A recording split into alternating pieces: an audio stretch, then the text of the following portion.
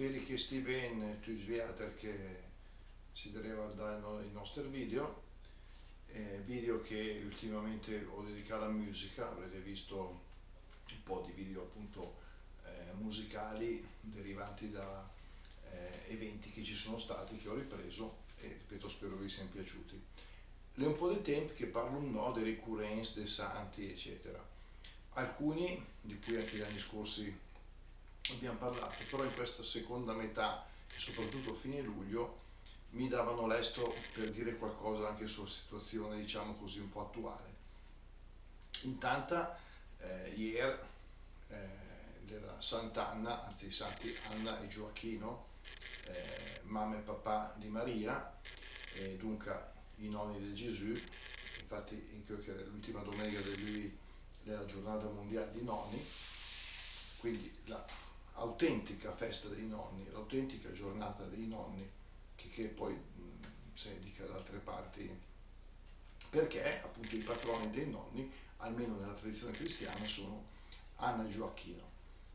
E quindi auguri naturalmente a tutti quelli che portano questo nome, specialmente alle Anna, che sono tante, Gioacchino sicuramente un po' meno. E detto questo, sui nonni in generale, di cui si sottolinea sempre l'importanza ovviamente per la cura e l'educazione dei bambini,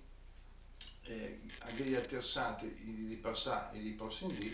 che è interessante. Perché per esempio l'altro ieri era stato San Giacomo Apostolo o San Giacomo Maggiore, le cui spoglie sono o sarebbero nel santuario di Santiago di Compostela in Spagna, luogo di grandi pellegrinaggi fin dal Medioevo. Mi piace essere anche a me, conosco persone che ci sono andate o che ci andranno, e quindi ecco, questo è uno dei primi apostoli di Gesù, è stato il primo a essere anche a morire come martire, e il fatto che sia all'estremità della Spagna, nella Galizia, meta di pellegrinaggio appunto fin dal Medioevo, ne fa uno dei simboli, diciamo così, dei legami e dell'unione dell'Europa, perché da tutta Europa andavano per andare sulla sua tomba, così come venivano a Roma e così come andavano a Gerusalemme. E 2 di prima anche a Mo, il 23, era Santa Brigida di Svezia, vissuta nel XIV secolo, che fu una donna che ebbe la grazia di vivere tutte le condizioni come donna, come persona, perché sappiamo che allora venivano celebrati i matrimoni anche in età molto giovane, venne destinata al matrimonio con un uomo che condivideva le sue stesse idee, i suoi stessi valori, e quindi lei fu moglie e madre di 8 figli per parecchi anni. Poi il marito morì e lei decise di andare a Roma e dedicarsi alla vita religiosa, alla vita contemplativa. Quindi è stata sia moglie, madre e poi religiosa, monaca. Si è data da fare per le esigenze del proprio tempo, e anche questa altra figura che ci dice l'unione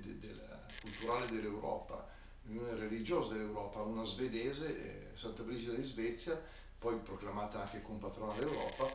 che va fino a Roma. Il 31, l'ultimo dì di lui, è Sant'Ignazio di Loyola, famosissimo per essere fondatore dei Gesuiti, ma anche lui sappiamo che è altro spagnolo, che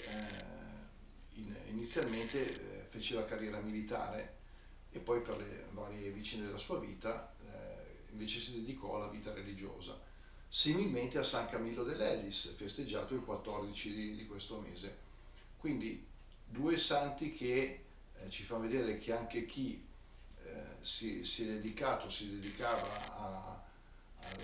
alla vita militare e alla guerra, quindi attività che faceva del male agli altri, salvo essere anche utile per la difesa delle persone e della patria, certo, però diciamo specialmente i soldati di Ventura, sappiamo erano dei mercenari, che si convertono e passano o ad assistere i poveri malati o a predicare il Vangelo. Ecco, queste figure mi sembra che siano molto interessanti perché in un'Europa in cui sappiamo purtroppo c'è un conflitto di cui non parlo adesso perché ci vorrebbe troppo tempo, ma quello che c'è tra Russia e Ucraina sappiamo benissimo chi è attaccato e che cosa sta succedendo, eccetera. La cosa che purtroppo mi spiace è che spesso nei dibattiti o anche nelle dichiarazioni o di capi di Stato oppure in dibattiti eccetera viene fuori questa contrapposizione tra Oriente e Occidente, tra l'Europa e la Russia, e quando invece questi due elementi in realtà sono quei due polmoni con cui l'Europa respira, come ebbe a dire San Giovanni Paolo II. Quindi lo dissi anche in un altro video precedente, forse 2 anni fa, non mi ricordo, ma la Russia è Europa, la cultura russa è europea, i suoi scrittori, i suoi musicisti, certo con le caratteristiche proprie degli slavi, dell'Oriente, per carità, con quell'alfabeto cirillico che ricordiamoci è stato inventato da due monaci, poi i santi Cirillo e Metodio, quindi che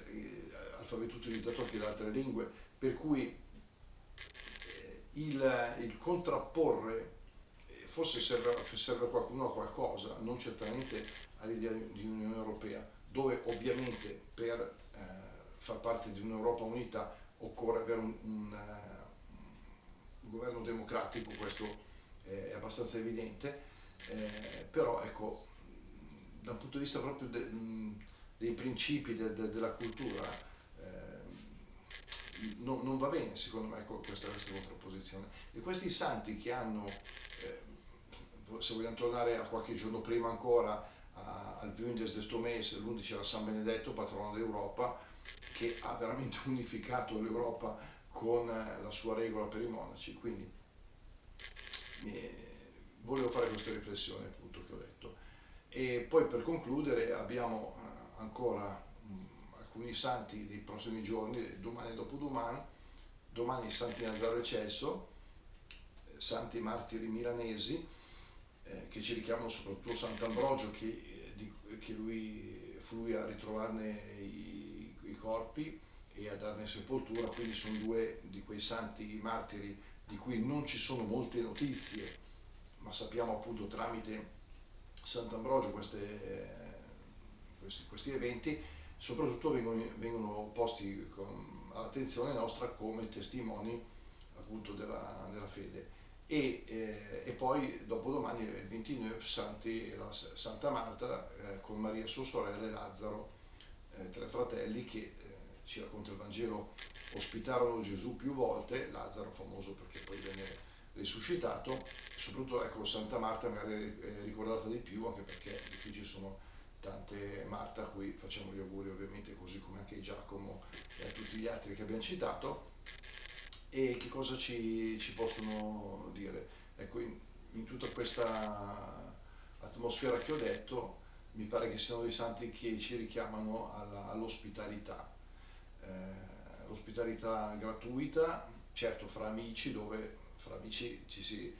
sa che se io invito un mio amico un domani magari mi inviterà lui, però ripeto sono dei rapporti proprio gratuiti, non lo faccio perché poi so che l'altro mi farà qualcosa, è quell'amicizia bella, vera, che poi si esprime appunto in questa accoglienza appunto gratuita, molto sincera. Vabbè, mi pare di aver un bel po' di roba, spero di non avervi annoiato, ma di aver contribuito così anche a qualche pensiero. Come al solito, se poi vi per mandare un commento o qualcosa per mandarmi, mi sono contento di leggere. Vi auguro una buona settimana, vi saluto Twitch e arrivederci presto. Ciao Twitch!